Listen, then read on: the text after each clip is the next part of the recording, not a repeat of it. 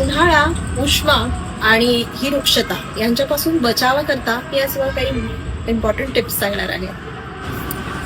नैसर्गिक पद्धतीची शीतपेय. आपण इथे टँक किंवा फ्रुटी यांच्याबद्दल बोलत नाही आहोत. कोकम सरबत, वाळ्याचं सरबत किंवा सब्जा भिजवून दुधामधून ते घेणं, रोज मिल्क घेणं, त्याचबरोबर कमळ, वाळा किंवा चंदन यांचं इन्फ्युज्ड वॉटर तुम्ही घेऊन जाऊ शकता. त्याचबरोबर सांगितलेलं आहे की ज्यांना उन्हाळ्याचा प्रचंड त्रास होतो, ज्यांच्या घामाला दुर्गंध येतो किंवा खूप घाम येण्याची प्रवृत्ती आहे, तर गुलाब पाकळी चूर्ण किंवा चंदन किंवा वाळ्याचं पावडर वगैरे अशा प्रकारे तुम्ही उठण्याचा सुद्धा वापर करू शकता. शरीरावर याचे लेपही देऊ शकता.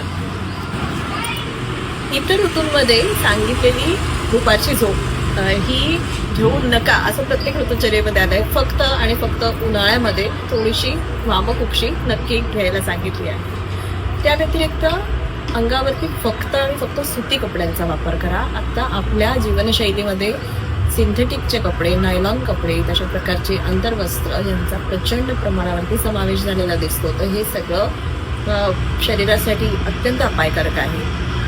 कॉटनचाच वापर करायला मी सांगते. आणि बरेच पेशंट्स तशा तक्रारी, रॅशेस, फंगल इन्फेक्शन्स वगैरे अशा बऱ्याचशा गोष्टी घेऊन येतात. तर ह्याचा नक्की तुम्ही नोंद घ्या. आवश्यक असेल तरच घरातून बाहेर पडा. आणि शिरस्त्राण हे जे पूर्वीची पगडी किंवा टर्बन्स आपण घालायचो ना, त्याला काही कारणं होती. मायग्रेनचा त्रास होऊ नये, तुम्हाला डोकेदुखी होऊ नये, केस पांढरे होऊ नये, अशा अनेक त्याचे बेनिफिट्स आहेत. तर डोक्यावरती कॅप, हेल्मेट, स्कार्फ, छत्री यांचा वापर करा. त्याशिवाय घरातनं बाहेर पडू नका.